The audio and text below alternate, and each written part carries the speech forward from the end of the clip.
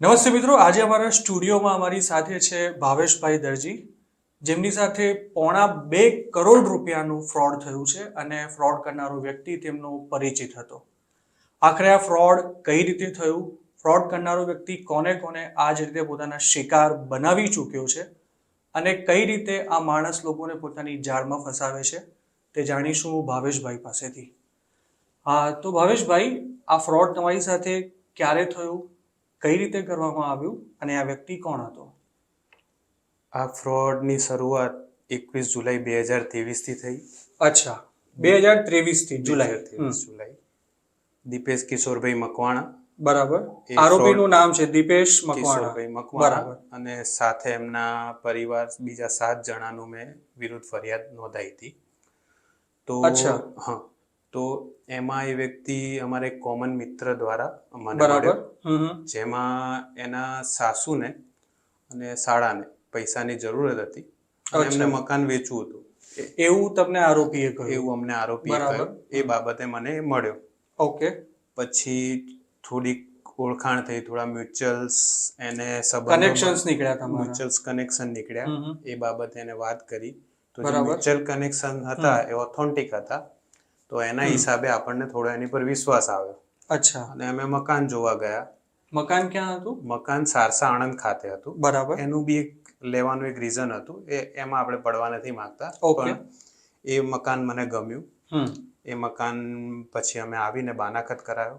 બરાબર. પૈસા આપ્યા, 5 લાખ રૂપિયા અમે બાનાખત કરાયો અચ્છા. અને પૂરા પછી 1-2 દિવસમાં પૂરા રૂપિયા આપી દીધા. અને એમને કીધું કે 7/12 મારા સસરાનું નામ છે, એ વારસદારોના નામ થઈ જશે એટલે તમને આપણે મકાન દસ્તાવેજ કરીને આપી દઈશું. અને આપણે જે કીધું હતું એ પ્રમાણે એમને પેમેન્ટ ચૂકવી દીધું. અને મકાન પછી આગળ વાત કઈ રીતે વધી? પછી આગળ એવી રીતે વાત વધી કે પોતે બહુ મોટા ડ્રાયફ્રૂટના હોલસેલના વેપારી છે એવું તમને આરોપીએ કહ્યું? એવું અમને આરોપીએ કહ્યું. બરાબર. એમની ઘરની ઉપર એમની ઓફિસ હતી. એ ઘર ક્યાં હતું એમનું? ઘર 4 સર્વોત્તમ નગર નવરંગપુરામાં એમનું ઘર હતું. અને આરોપી પોતે એવું કહેતો કે બહુ મોટો ડ્રાયફ્રૂટનો વેપારી છે અને એ પ્રમાણેના ઓફિસમાં ફોટોગ્રાફ, બરાબર, સર્ટિફિકેટો એ બધું પણ હતું. મતલબ તામઝામ એને પૂરો કરી તામઝામ બધો એને પૂરો કરી રાખેલો. અને પછી આપણને એને કીધું કે હમણાં મેં થોડું ઇન્વેસ્ટમેન્ટ કરેલું છે, આ ફ્લેટ લીધેલો છે, બોમ્બેમાં એક ફ્લેટ લીધેલો છે. આરોપી એવું કહ્યું? આરોપી તો મારે થોડી ફંડની કમી છે, જો તમે ઇન્વેસ્ટમેન્ટ કરશો તો તમને સારું એવું વળતર મળશે. બરાબર. તો શરૂઆતમાં 3-4 લાખ રૂપિયાથી આપણે શરૂઆત કરી. ઓકે. શરૂઆતમાં એને આપણને થોડું વળતર આપ્યું. બરાબર. પછી આપણને બીજી બધી પાર્ટીઓ સાથે વાત કરાવે. કઠવાડા એક ગોડાઉન હતું, ત્યાં લઈ ગયો. ત્યાં પણ એને બધું ફિલ્મી સેટ જેવું બધું ઊભું કરી રાખેલું. માલબાલ બધો હતો. જે પણ પાર્ટીઓ જોડે વાત કરાવતો એ પણ ફેક જ હતી. જે પાર્ટીઓ માલ એને સપ્લાય કરતી હતી એની જોડે આપણને અવારનવાર વાત કરાવતો હતો. બરાબર. એ બધી ફેક હતી. આમ કરીને આપણી જોડે જુદી જુદી રીતે ટોટલ 3 મહિનાની અંદર ઓકે 1.75 કરોડ રૂપિયાની માલ મુદ્દા રકમ આપણી જોડે ઇન્વેસ્ટ કરાવડાવી. અચ્છા. એમાં ઘણી વાર વિશ્વાસમાં લેવા થોડી રકમ પાછી બી આપતો. પછી પાછું 2-3 દિવસમાં પાછી લઈ પણ લેતો. આ એની ટ્રીક થી ઉપયોગ કરીને, મતલબ કે 5 લાખ આપે અને 20 લાખ રૂપિયા પાછા લઈ લે. હા, બરાબર. એટલે તમને વિશ્વાસ થઈ જાય એની ઉપર. આપણને એવી રીતે. અને ખાસ કરીને જોવા જેવી બાબત તો એ છે કે આમાં એના પરિવારના વ્યક્તિઓ બી સંડોવાયેલા છે. અચ્છા. આ બધી જે વાત થયેલી છે અમારા પરિવારને એના પરિવારના હાજરીમાં પણ થયેલી છે. બરાબર. તો આજે આપની આ ફરિયાદની કોપી મારી પાસે છે, એમાં ટોટલ 6 આરોપીઓ તમે બતાવ્યા છે. બરાબર. એક તો આ દીપેશ મકવાણા પોતે છે. યસ. નિકિતા મકવાણા એની વાઇફ છે. એ પોતે પણ આ સ્કેમમાં ઇન્વોલ્વ છે. હા, એ પોતે પણ આ સ્કેમમાં ઇન્વોલ્વ છે. પછી એક આ ધવલ મકવાણા કોણ છે? ધવલ મકવાણા એનો ભાઈ છે. બરાબર. અને આ હંસા મિસ્ત્રી એના સાસુ છે, હંસાબેન મિસ્ત્રી. પાર્થ મિસ્ત્રી એનો સાળો છે. ધ્રુવિલ દેસાઈ એનો સાગરીત છે. આમ નોકરી કરે છે એ રીતે બતાવવામાં આવે છે, પણ એનો સાગરીત છે. દરેક ચીટિંગમાં મતલબ એ ટેકનોલોજીકલ વર્ક એ કરતો હોય છે.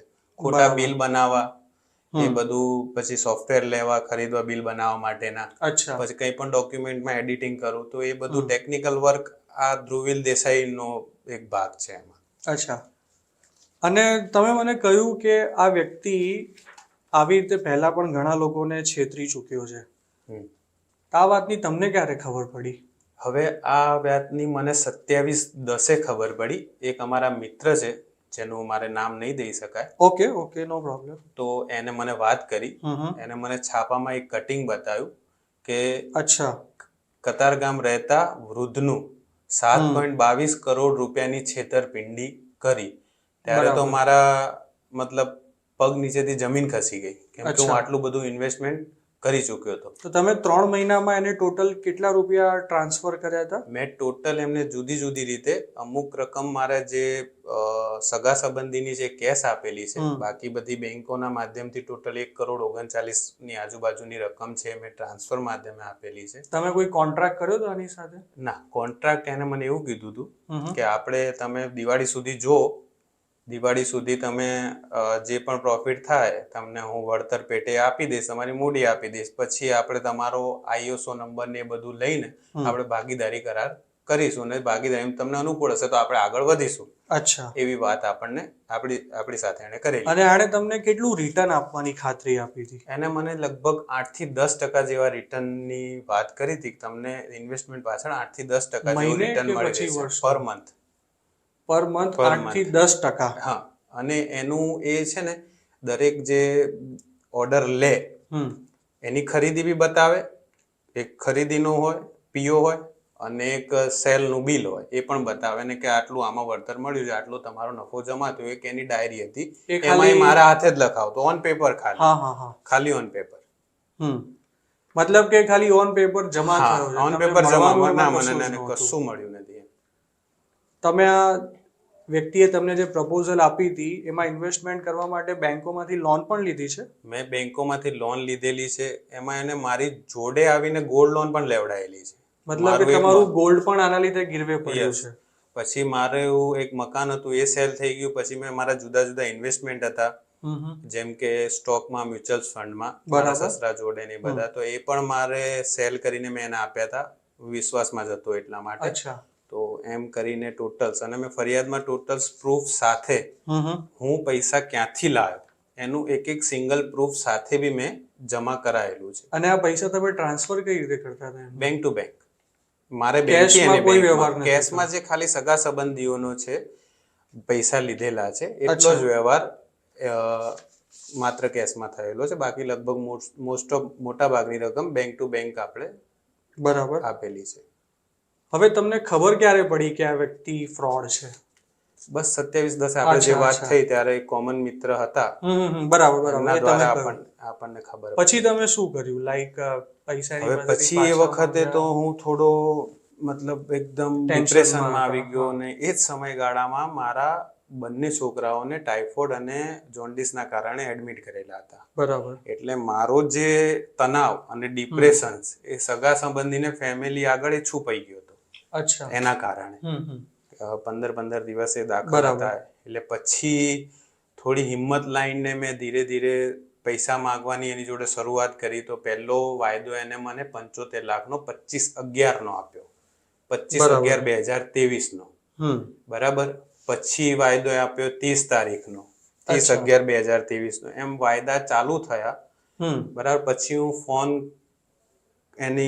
ફોન કરતો હતો તો મને એને કીધું કે મને વારે ઘડીએ ફોન ના કરવા, ડિસ્ટર્બ ના કરવા, મારે ઘણું બધું કામ હોય છે. એક વ્યક્તિ એને ઊભો કર્યો વચ્ચે, એ વ્યક્તિને તમારે વાત કરવી, મારી જોડે કોઈ વાત તમારે કરવી નહીં, એમ કરીને એક વ્યક્તિ ઊભો કર્યો. એ વ્યક્તિ જોડે પછી અવારનવાર વાત થતી, તો એ વાયદા લઈને વાયદાઓ ચાલતા હતા. એ દરમિયાન મેં 11/12 પોલીસ કમિશનરમાં એક અરજી કરી હતી, બરાબર, આ રીતની મારા હાથથી લખીને. કેમ કે હું ડિપ્રેશનમાં હતો એટલે કોઈ વકીલ જોડે હું જઈ નતો શક્યો ને, એટલા એ વખતે પરિસ્થિતિ બી નથી કે ભાઈ હું કંઈ ખર્ચી શકું. કેમ કે તો આ રીતે હું 11/12 અરજી કરી, અને પછી એ પોલીસ સ્ટેશનમાં જ્યુડિશિયલ મતલબ અમારા એરિયામાં નથી એ રીતે થોડી આગળ વધી. પછી અરજી 4 પોલીસ સ્ટેશનમાં ફરી. ત્યાં પછી હું CP સાહેબને મળવા ગયો, માનની આપણા જ્ઞાનેન્દ્ર મલિક સાહેબ છે. તો એમનો બહુ સારો આપણને સપોર્ટ આપ્યો, અને સાહેબે તરત જ મને કીધું કે એમના રીડર સાહેબ છે, એમને બોલાવીને તરત જ કીધું કે આ જે વિક્ટીમ છે ભોગ બનનાર, એમની તરત છે ને ક્રાઇમ બ્રાન્ચ EOW માં ટ્રાન્સફર કરી દો અરજી. એટલે તરત જ એમને કીધું કે તમે એક ફ્રેશ એપ્લિકેશન આપી દો. એટલે મેં 2 ફેબ્રુઆરીએ ફરીથી એક એપ્લિકેશન આપી, જે માનનીય સીપી સાહેબે આપણી અરજી EOW ક્રાઇમ બ્રાન્ચ ખાતે મોકલી આપી. ત્યાંથી પછી ઇન્વેસ્ટિગેશનની એ લોકોએ ત્યાંથી શરૂઆત થઈ. અમારા આઈઓ છે MD સોલંકી સાહેબ, એમને ખાસો આપણને સપોર્ટ કર્યો. બધા બીજા મોટા અધિકારીઓ છે જેમને બી આપણને ખાસો સપોર્ટ કર્યો, આપણા નિવેદન લીધા, અને લગભગ 3-4 મહિનાની પ્રોસેસમાં 1 જૂને આ FIR નોંધવામાં આવી. એટલે 2 થી 1-6 સુધી 4 મહિનાનો સમય લાગ્યો. એમાં એમને મારા નિવેદનો લીધા અને બધા નિવેદનો લઈને એમને FIR નોંધી. હવે તમે આ જે FIR નોંધાવવાની પ્રોસેસ શરૂ કરી એ દરમિયાન આરોપીએ ક્યારે તમારો કોન્ટેક્ટ કર્યો હતો? FIR વચ્ચેવાળા થ્રુ ઘણી બધી વખત એ કહેતો કે હું તમને 30 લાખ રૂપિયા આપું, તમે સમાધાન કરી દો, 50 લાખ રૂપિયા આપું, પણ ક્યારેય બધા વાયદા જ હતા વચ્ચેવાળા થ્રુ. અને એકવાર એને 1.5 કરોડ રૂપિયાનો ચેક પણ મોકલાયો હતો, જે બાઉન્સ થયો. 1.5 કરોડ રૂપિયાનો ચેક આપણને મોકલાયો. વચ્ચેવાળા ભાઈ છે. મેં કીધું તમે મને ડાયરેક્ટ નહીં મોકલવાનો. મેં વચ્ચેવાળાને જ કીધું ભાઈ મને ડાયરેક્ટ ના મોકલે, તમારા થ્રુ જ મોકલે. તો પછી મેં મારી જોડે એક કામ કરતા હતા કાર્તિકભાઈ ભટ્ટ, એમના દ્વારા 20 ફેબ્રુઆરીએ મેં ચેક બોટાદથી કલેક્ટ કરાવડાયો. અને ઘણા બધા સમય સુધી મેં રાહ જોઈ, પણ કઈ શું પૈસા ના આપતા. છેલ્લે જો 3 મહિના પતી જાય ચેકના તો એક્સપાયર થઈ જાય. એટલા માટે મેં 28 મે ચેક ભરાઈ દીધો. તો ચેક ઓલરેડી જે બાઉન્સ જ થયા છે. આગળ બી ઘણા બધા એવા કિસ્સા છે એના કે જેમાં દરેકને આ જ રીતે ચેક આપેલા છે અને બાઉન્સ થયા છે. આ આરોપીની કાર છે? હા, આરોપીની કાર છે. આરોપીની આ કાર છે જેમાં તે પોતે સુરત જિલ્લાનો બીજેપીનો બક્ષી પંચનો પ્રમુખ હોવાનો દાવો કરતો હતો. આપ જોઈ શકો છો. મતલબ આણે પોતાની રાજકીય વર્ગ છે એવું પણ તમને બતાવવા પ્રયાસ કર્યો. હા, હું એકચ્યુઅલી ભાજપનો સપોર્ટર છું. અચ્છા. તો એને વાત ખ્યાલમાં આવી ગઈ કે આ ભાઈ ભાજપના સપોર્ટર છે. તો મારી ઉપર વધારે ઇમ્પ્રેસિંગ લાવવા માટે એને ભાજપના ખોટા સર્ટિફિકેટ એડિટિંગ વાળા બનાવ્યા, અને પોતાની કારમાં એ બીજેપી બક્ષીપંચ મોરચાનો પ્રમુખ છે એવી રીતે ફરતો. એ કાયમ લગાડેલી જ રાખતો? હા, એ મને વાત કર્યા પછી કાયમ લગાડેલી રાખતો. અચ્છા, તમારી સાથે વાત થઈ પછી? હા. તો હાલ આ આરોપી ફરાર છે? હા, મારી FIR નોંધાયા પછી, હવે FIR પહેલા આઈઓ સાહેબે ઘણી વખત એમને સમજ યાદી માટે કે તમે તમારો પક્ષ રજૂ કરવા આવો એ બાબતે ઘણી બધી વાર નોટિસ મોકલી. 3 નોટિસો ઓલરેડી મોકલી ચૂક્યા છે, પણ એ હાજર થયા નથી. બરાબર. એટલે છેવટે આઈઓ સાહેબે ગુનો નોંધ્યો છે, અને એમને જે નોટિસ આપવાની હોય સુપ્રીમ કોર્ટના નિયમ મુજબ 41 એની નોટિસ પાઠવેલી છે. અને એઝ યુઝ્યુઅલ દર વખતે એ લોકો ફરાર જ થાય છે, અને હવે ફરીથી આગોતરા જામીન મૂકશે. અને ટોટલ મારી પહેલા એક ડોક્ટરનું જ છેતરામણી કરી છે. એ આ કાર જે તમે જે બતાવી એ કાર એને લોનમાં લીધી હતી. બરાબર. અને એ લોન વાળી કાર એને ડોક્ટરને રોકડે વેચી દીધી. બરાબર. અને કીધું હતું કે 1-1.5 મહિનામાં તમને અમે પેમેન્ટ NOC લઈને આપી દઈશું, તમે તમારા નામે રજીસ્ટ્રેશન કરવાઈ દેજો. તો એ પણ હજી સુધી એમને આપી નથી NOC. અને એમને બી એક ચેક મોકલાયો હતો 12,75,000નો, એ પણ બાઉન્સ ગયો. એટલે ડોક્ટર સાહેબ છે આગમભાઈ કિરીટભાઈ, એમણે બી 29 મે કામરેજ, કેમ કે એમને છે ને કામરેજમાં આ થોડું વહીવટ થયો હતો, આ સરનામે નહોતું થયું, એટલે એમણે એમની ફરિયાદ કામરેજ પોલીસ સ્ટેશન સુરત ખાતે નોંધાયેલી છે. અચ્છા, તો ભાવેશભાઈ તમે કોઈ વકીલની જેમ આખો આ બધો આ વ્યક્તિના ભૂતકાળનો સ્ટડી કરેલો છે? હા. એક રફ મને થોડો અંદાજ આપી શકો કે આણે અત્યાર સુધી તમારી જાણમાં હોય એવા કેટલા ગુના કર્યા છે અને એમનું સ્ટેટસ શું છે હાલ? જો એનું મેં પછી મારી જોડે કામ ધંધો કંઈ હતો નહીં, સિઝન મારી પૂરી થઈ ગઈ હતી, એટલે મારી એક જ હતું કે ઇન્વેસ્ટિગેશન આ કેસનું કરવું. તો હું ગૂગલમાં સર્ચ મારતો, કોર્ટની એપ્લિકેશન છે, ઈ કોર્ટની એપ્લિકેશન, એમાં હું એના જ નામ, પણ કોક વાર દીપેશ મકવાણા સ્પેલિંગ બદલીને, કોક વાર મકવાણા દીપેશ, કોક વાર દીપેશ ભાઈ કિશોરભાઈ મકવાણા, કોક વાર દીપેશ કિશોરભાઈ મકવાણા, એમ જુદી જુદી નામ નાખીને સર્ચ મારતો. અચ્છા. એમાં મને જોવા મળ્યું તો આવી રીતે જુદા જુદા 26 કેસ એની ઉપર ચાલુ છે. અચ્છા. હા, 26 કેસ છે એની ઉપર, જે એનું મેં આખું લિસ્ટ બનાવેલું છે.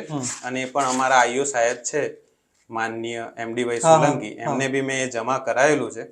અને એમાંથી હું ઘણા બધાને મળ્યો પણ છું. બરાબર. પછી એ બધાનું મેં એ બધાની તપાસ કરી કે ભાઈ આ કોણ છે. જેમ કે ઉર્વી કોર્પોરેશન વાળા છે, ત્યાંથી એક કોમ્પ્રેસર લઈને ફરાર થઈ ગયું છે ચેક આપીને. બરાબર. તો એ ચેક બાઉન્સનો એમને ઘણી બધી વાર પોલીસમાં કમ્પ્લેન કરી હતી, પણ એ પોલીસ કમ્પ્લેનમાં એમનું કંઈ ટ્રેસ નહીં થયા હોય, એટલે એમણે પછી છેલ્લે જે ચેકના આધારે 138 દાખલ કરી, પોલીસ કમ્પ્લેન એમને કરી હતી. પછી એક અમારા જોગી ઇન્ટરનેશનલના છે પાર્થેશભાઈ ઠક્કર છે, પછી સમીરભાઈ શેખ છે. આ બધા ફરિયાદ નોંધાયેલી. આ બધા ટોટલ કેટલી ફરિયાદો થાય છે એની સામે? ટોટલ અમારી 4 FIR નોંધાઈ ગયેલી છે. 2 FIR એવી છે જે હજી વ્યક્તિ એ જ છે કે બીજો, નામ એ છે, નામ એ જ છે, પણ વ્યક્તિ એ છે કે બીજો હજી ખબર નથી. 2 FIR બીજી એવી છે. અને બીજા 138 ના લગભગ 25 કેસ એની ઉપર અત્યારે ચાલી રહ્યા છે, જેમાં જોવા જેવી બાબત એક છે કે એ હાજર પણ થતો નથી. મતલબ કે આ વ્યક્તિને પોલીસ, કાયદા કાનૂન કોઈ જ ભય નથી. ચેક તો એ સામાન્ય પેપરની જેમ આપે છે. કોઈને ચેક આપવા એના માટે બહુ સામાન્ય બાબત છે. અને એની મોડસ ઓફ ઓપરેન્ડિંગ અને 138 ના કેસ વિશે જાણે છે કે 138 માં એવું હોય છે કે દરેક ફરિયાદીએ જ એનું એડ્રેસ લાવવાનું હોય છે. બરાબર. આ વ્યક્તિનું મોડસ ઓફ ઓપરેન્ડી એવું છે કે કોઈ એક જગ્યાએ ઓફિસ ભાડે લેવી, નવી ફર્મ બનાવવી, બરાબર, એ ભાડાની ઓફિસ ઉપરથી બેંક એકાઉન્ટ ખોલાવવાનું અને ભાડાનું ઘર લેવાનું. અચ્છા. એ જગ્યાએથી 4-5 ચીટિંગ કરવાના, ચેક આપીને રવાના થઈ જવાના. એટલે પછી કોઈને એડ્રેસ ટ્રેસ જ ના થઈ શકે, એટલે 138 નો કેસ આગળ વધી જ ના શકે. આ રીતે એ લોકોની છેતરપિંડી કરે છે. દરેકમાં એના ચેક બાઉન્સ છે, દરેક વખતે. બરાબર. આ એક ફોટોગ્રાફ મને દેખાય છે, એમાં આરોપીના ફાધર પણ એની સાથે, એ પણ આ બધા સ્કેમમાં. હવે આરોપીના ફાધરનું ડાયરેક્ટ કોઈ ટ્રાન્ઝેક્શન નથી, એટલે અમારા આઈઓ સાહેબ એમનું નામ હટાવી દીધું હતું. મેં તો એમની વિરુદ્ધ બી ફરિયાદ કરી હતી. અચ્છા. પણ એમનું નામ, એમના મધરનું ને એમના ફાધરનું નામ કાઢી નાખવામાં આવ્યું, કેમ કે ડાયરેક્ટ કોઈ ટ્રાન્ઝેક્શન નથી થયું. પણ આ આરોપીનો પરિવાર એ બધા ભેગા મળીને છેતરપિંડી કરે છે. એમનો કોઈ કાયદેસરનો બિઝનેસ કે કોઈ નોકરી ધંધો છે જ નહીં. પરિવારનું ભરણ પોષણ છેતરપિંડીના આધારે, જે આવેલી રકમના આધારે જ થાય છે. આ એક જોવા જેવી બાબત છે. અને ગાયબ થાય ત્યારે બધા એક સાથે જ ગાયબ થઈ જાય છે. હા, હમણાં છેલ્લે જાણવા મળ્યું 1-2 મહિનાથી તો એ પોતે પોતાના ઘરે નતો. મેં આજુબાજુ એમના 25 રહેતા 25 જે ઘર છે એના નંબરો ક્યાંકથી મેળવીને મેં બધાને વોટ્સએપ કર્યા હતા. તો મને જાણવા મળ્યું એ તો પોતે આવતો જ નથી. અને જ્યારે FIR નોંધવાની એ લોકોને ખબર પડી, ત્યારે આખો પરિવાર ત્યાંથી એડ્રેસ ઉપર, હમણાં હું સુરત ગયો હતો 5 અને 6 તારીખે, તો ત્યાં એમના ઘરે પણ ગયો હતો જોવા માટે. તો ત્યાંથી પણ ફરાર છે. અને મેં એ અંગે થોડું કામરેજ પોલીસ સ્ટેશનમાં જાણવા જોગ અરજી પણ આપેલી છે. આ ફોટો તમે તમારી રીતે જ બતાવી દો. આમાં તમારો ફોટોગ્રાફ અને આરોપીના ફાધરનો ફોટોગ્રાફ અમે બ્લર કરી દઈશું. આરોપી કોણ છે એની ફિંગર મૂકીને તમારી રીતે જ બતાવો. આ ગ્રીન જબ્બામાં જે આરોપી છે, જે મારી લેફ્ટ સાઈડ છે, એ દીપેશ કિશોરભાઈ મકવાણા આરોપી છે. અને આને જ બધું ફ્રોડ કર્યું છે. હા, આને પોતાના પરિવાર સાથે મળીને બધા ચીટિંગનું જ કામ કરે છે, છેતરપિંડીનું જ કામ કરે છે. અચ્છા, તમે મને કહ્યું કે અત્યાર સુધી આની સામે કેટલી 25 થી વધુ ફરિયાદ નોંધાઈ? હા, એટલે આ 130 છેતરપિંડીનો આંકડો તમે કઈ કલેક્ટ કર્યો છે કેટલો? છેતરપિંડી અત્યારે જે મારી સામે રકમો આવેલી છે, એમાં 3 એવા જણ છે કે જેને પોતે કેસ પણ નથી કર્યો. બરાબર. એમ ટોટલ રકમ અત્યાર સુધી 12 કરોડની સામે આવી છે, કે 12 કરોડ રૂપિયાની આણે છેતરપિંડી અત્યાર સુધી કરી ચૂકેલી છે. અચ્છા. અને આ આંકડો વધી પણ શકે છે. બરાબર. કદાચ તમે એવું કહો કે આ વ્યક્તિ સિવાય કોઈ છેતરપિંડી કરી હોય તો મારો સંપર્ક સાધો, તો તમને બીજા એવા માણસ બી વિડીયોમાં મળશે કે જેણે કેસ ના કર્યો હોય અને છેતરપિંડી થઈ હોય એની પાસે. બરાબર. એવા બી ઘણા બધા છે કે જેની છેતરપિંડી આ લોકોએ કરી હોય. અચ્છા, તમે છેલ્લે સુરત ગયા હતા, એડ્રેસ તમને કઈ રીતે મળ્યું હતું આરોપીનું? એડ્રેસ એને એક વખત મારી જોડે સુરતના એડ્રેસ ઉપર કુરિયર કરાવેલું, અને હું આગળ પણ એકવાર એમના ઘરે જઈ આવેલો છું, સુરતવાળા ઘરે. એટલા માટે મને ખબર હતી કે અહીંયા રહે છે આ લોકો. તો એ ઘરને લોક મારેલું હતું? એ ઘરને હું જ્યારે ગયો ત્યારે લોક મારેલું હતું. આજુબાજુમાં 2-4 જણને પૂછ્યું તો કે 4-5 દિવસથી એ લોકો ફરાર છે એમ. 4-5 દિવસથી જ હા, પહેલા રહેતા હું ગયો ત્યારે એટલે કે 4-5 દિવસથી લોક મારીને બહાર ગયા છે. અમને એવું કહે છે અમદાવાદ જઈએ છે, પણ દરેકના ફોન સ્વિચ ઓફ જ આવે છે. આપણે જ્યારે ફોન કરીએ છીએ તો એમાં પણ એવું કહી શકાય કે પોલીસ આપણી છે ગુજરાત પોલીસ એ ટ્રેસ ના કરી શકે એના માટે એ લોકોએ ફોન સ્વિચ ઓફ કર્યા હોય. અચ્છા, તો આપને શું લાગે છે પૈસા આની પાસેથી પાછા આવી શકશે? પૈસા તો હવે એ તો આપણે કંઈ ના કહી શકીએ. પોલીસ જે પણ જે કાર્યવાહી લીગલ કરશે, એટલીસ્ટ આપની લાગણી એ છે કે બીજું કોઈ આના ફ્રોડનો શિકાર ના. એટલે મારી એવી ઈચ્છા છે કે મારા કેસનું તો જે ભગવાને ધાર્યું હોય થશે, અને પોલીસનો સારો એવો સપોર્ટ છે ગુજરાત પોલીસ, બરાબર, આપણે એમાં નકારી નહીં શકીએ. બરાબર, જરૂર થોડો એમને સમય લીધો પણ કામ સારું કર્યું છે. પણ હવે એ તો ભગવાનની ઈચ્છા. પણ આગળ આ પરિવારને ફેસને તમે ઓળખી રાખો, બરાબર, જેથી તમારી આજુબાજુમાં રહેતા હોય, કદાચ જો તમે પણ આને ફેસથી ઓળખતા હોત તો તમારી હું પણ જો આગળ આવી રીતે કોઈએ પ્રયાસ કર્યો હોત ને ફેસથી ઓળખી રાખ્યો હોત તો હું પણ બચે. એવી રીતે મારો આ પ્રયાસ છે.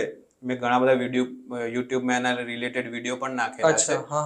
બરાબર, અને એક બ્લોગ પણ મેં એનો બનાવેલ છે. બરાબર, પણ એની રીચ એટલી બધી નથી જેટલી આપણે આઈએમ ગુજરાતની રીચ છે. તો મારી એવી ઈચ્છા છે કે આ દરેકના ફેસ તમે ઓળખી રાખો અને નામ સાથે ઓળખી રાખો. ખાસ કરીને એનું ચીટિંગનું સ્થળ ગુજરાત ને મહારાષ્ટ્ર અને બોમ્બે. મહારાષ્ટ્રમાં પણ બોમ્બે એવું સાંભળવામાં આવ્યું છે. ગુજરાતમાં તો છે જ, આપણે જોયું જ છે, પણ બોમ્બેમાં બી કરે છે ચીટિંગ એવું જાણવામાં આવ્યું છે. એટલે દરેક આના ફેસ ઓળખી રાખે, નામથી ઓળખી રાખે, જેથી તમારી જોડે કોઈ ચીટિંગ થવાનું હોય તો તમે બચી શકો. એ જ મારો એ પ્રયત્ન છે. ઓકે, ખૂબ ખૂબ આભાર આપનો ભાવેશભાઈ અમારી સાથે વાત કરવા બદલ, અને આશા રાખીએ કે આ આરોપી જલ્દી પકડાઈ જાય અને બીજું કોઈ તેનો શિકાર ના બને. Okay sir.